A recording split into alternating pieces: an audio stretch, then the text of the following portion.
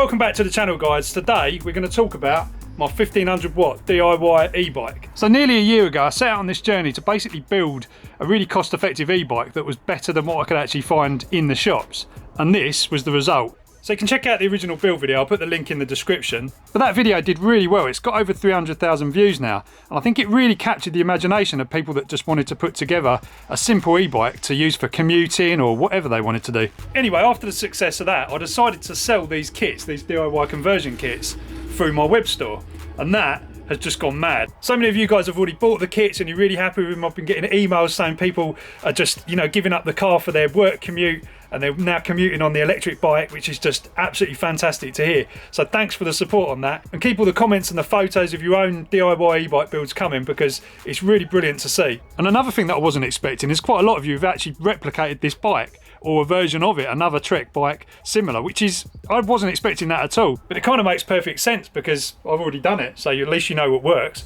So what I'm going to do today is a little rundown of all the things that I've kind of learned along the process of having this build for about a year and kind of tweaking it continuously. So let's start off with the motor kit anyway. For those who haven't seen the other video, and for those that are kind of new to this is a 1500 watt motor kit. It will actually peak at nearly 2000 watts. So it's a high power kit. It actually fits in the majority of bike frames. You can see this one here, it's not particularly wide. I've got a wide angle lens on here, so it might make it look a little bit fatter. But generally it needs 135mm dropout, so you can fit this in pretty much any bike. Now, you'll see here there's a 7-speed sprocket. This is the standard setup. This is the standard setup that we sell. If you want to have a cassette on here, so you want to have more than 7 gears, and it can actually handle up to 9 gears on a cassette, you need a different hub. And we do this as an option on the Cloudstone website. You can select to have a 9-speed hub, and that basically means that it isn't a screw-on freewheel. It's a hub that just basically, or a cassette that slides on. So that's how you deal with that. Now, the important thing to realise about these kits is they don't work with a through axle. So you actually have to have a frame that has proper dropouts in, where you can actually slide the motor up from underneath. If you watch the build video, it will be clear and it will make sense. But that's how it works. Now, also, this MTX 39 rim is a super strong, lightweight rim. Now, this is also an option. The standard rim is slightly thinner. It won't allow as wide a tyre as I've got in here, which is a 2.8 tyre on the back here. So if you get the standard rim, it's a bit thinner. It's not as strong. It's not as good for kind of, the off-road side of things, but for road, it's fine. But it also has the ability to run, like V-brakes, or the old-fashioned, or to say old-fashioned, but the cable brakes. But for this sort of e-bike, you really need disc brakes. And this hub, which is the standard one, has the ability to just take off your brake disc from your old wheel and just bolt it straight on. Joys of UK weather, it hasn't stopped raining for days. The other important thing is the torque arm. Now, this torque arm actually fits really well on this bike because it's got these kind of brackets for if you were to say run, like a bracket, like a luggage bracket or something like that. Now, what I've done is I've utilised that by using this setup here. What this does is basically prevents these bolts from undoing. If you don't use a torque arm with something as torquey as this sort of motor, you're going to basically undo these bolts, because obviously the force of the wheel is trying to make you go forward, and this will just basically undo. So you need a torque arm, and one of those is included in the kit. Not this one though, it's a slightly different version. It's a more generic one, but you can find this sort of version which actually works on this frame. Now, coming over to the pedals and the bottom bracket, you can see here this is called a PAS sensor. So it's a pedal assist sensor, and basically it has magnets on this side. Actually, these magnets are supposed to be on the other side, but it works this way around for this purposes of this, because the way this bike works, I had to put it that way around, but it still works. And you can see there's a magnet sensor basically here, and that basically goes off into this box. This box is a project box. It's not included in the kit. You can find this on Amazon, and it just means that you can tuck the controller away nicely inside there, and it kind of gives it an element of waterproofness. It's not probably completely waterproof, but it does work. This is a good idea. The standard kit comes with a bag, which, we're looking at kind of other ways to maybe provide something like this. That noise over there, if you can hear that, is one of my hens trying to get through the bottom of there. So the idea with this pedal assist sensor here, if you don't know, is it just senses cadence. So once your legs are going around, it will actually send a signal to the controller, and it will basically start some assistance from the motor, which you can configure in the controller how much assistance you want, etc. So it's not a torque sensor, it can't detect how hard you're pedaling, so it's basically just detecting, you know, when your legs are going round. So I'll just show you on the display what that looks like.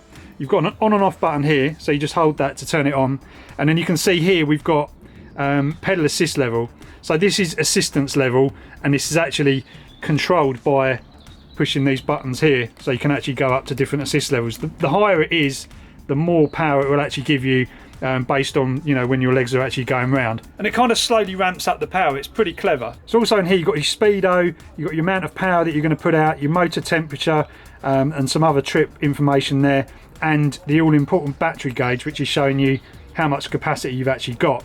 And talking about batteries, this is a pretty big battery. It's nearly a 1 kilowatt hour battery actually. It's 800 and something watt hours. So it's a big battery, and it's a 52 volt battery as well. So what you find with a lot of these kits is they give you a 48 volt battery, which is a 13 cell battery.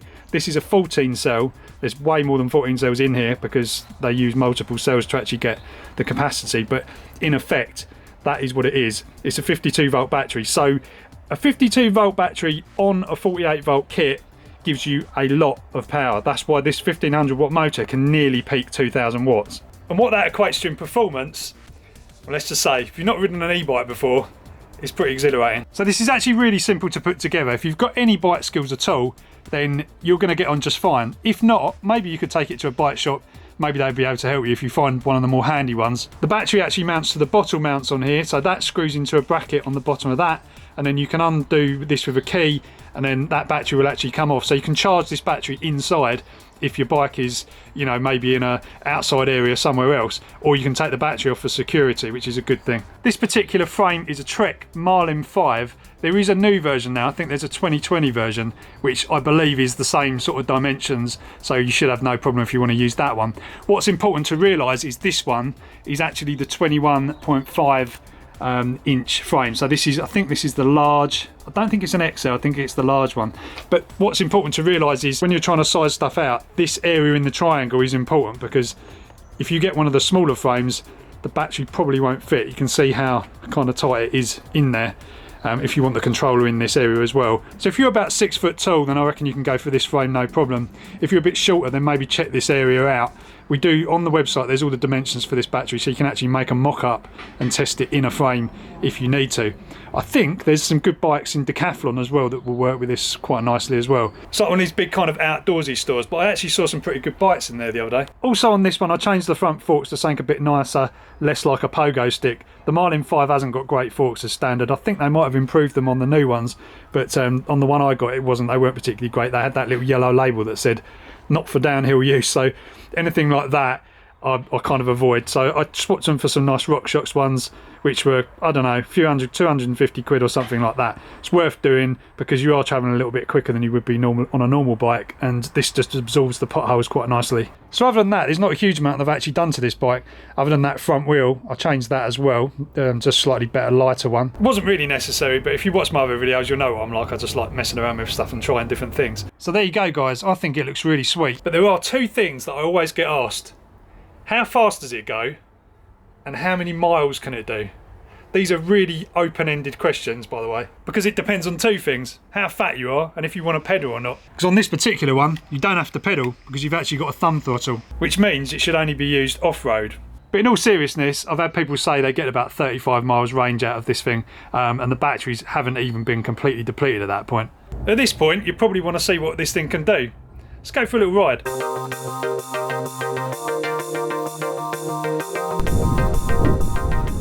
Right guys, here we go then. So, I'm out on this lovely fresh tarmac that was laid, don't know, 6 months ago, something like that. And I'm just pedalling. So, basically, I've got pedal assist 1 on here.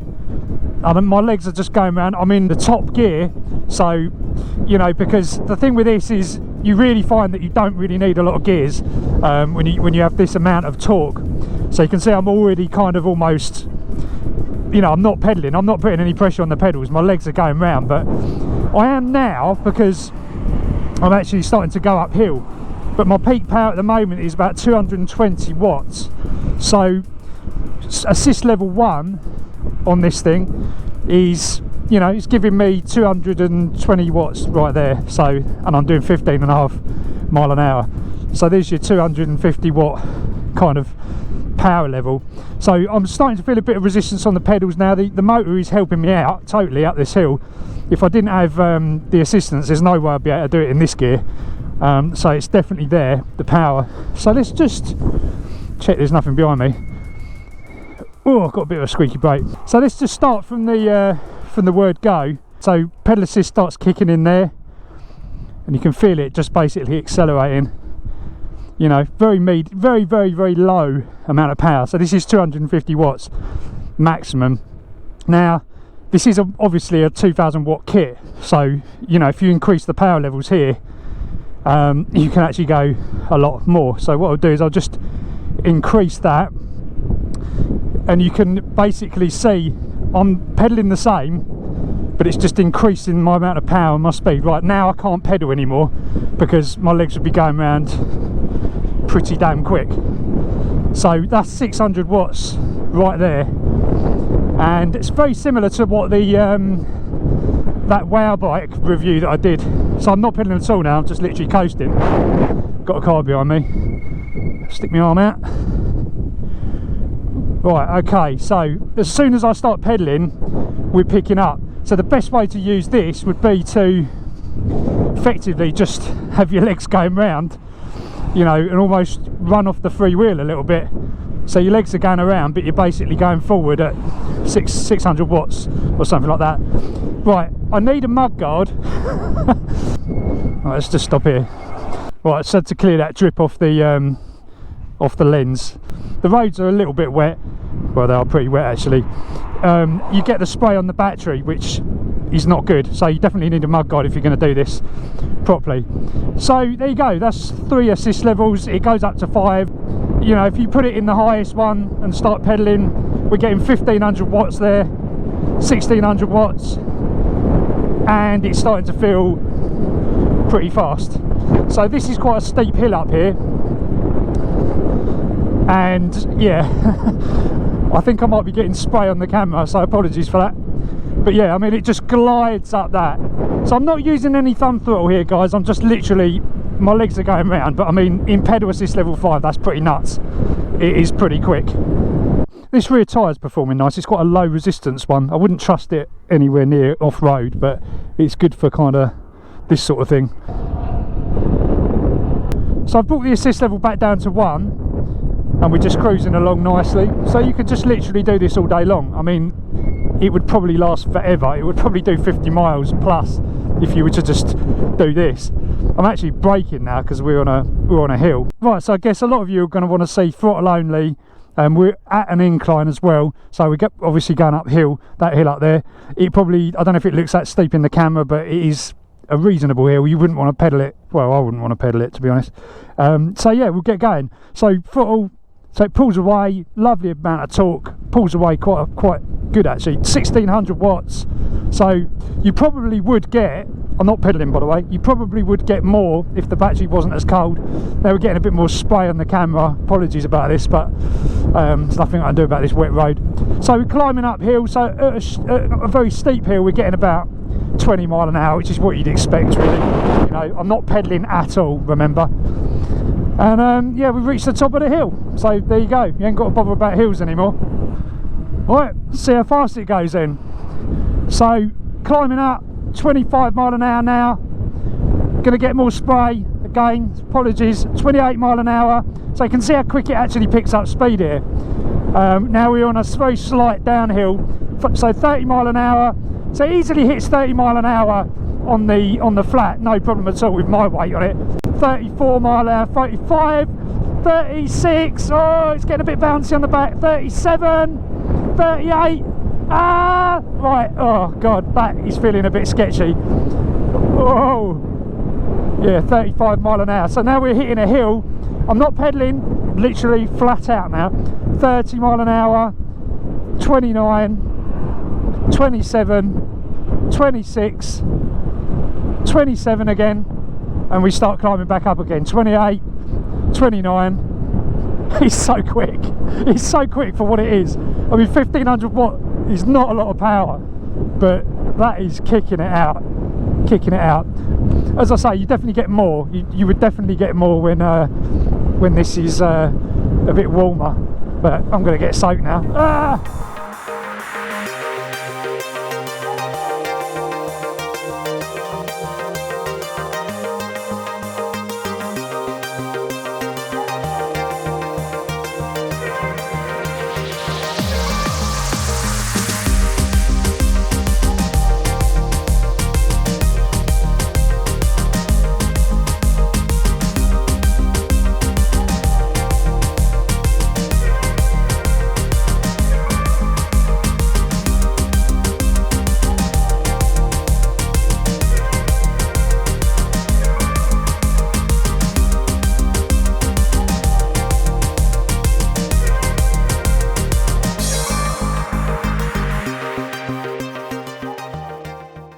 So there you have it, guys. As you can see, it goes really, really well.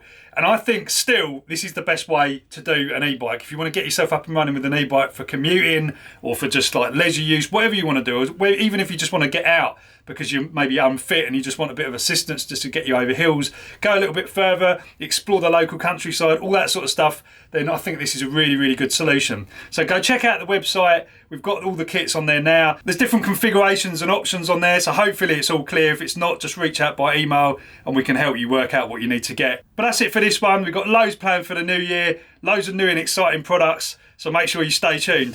I'll catch you in the next one, guys.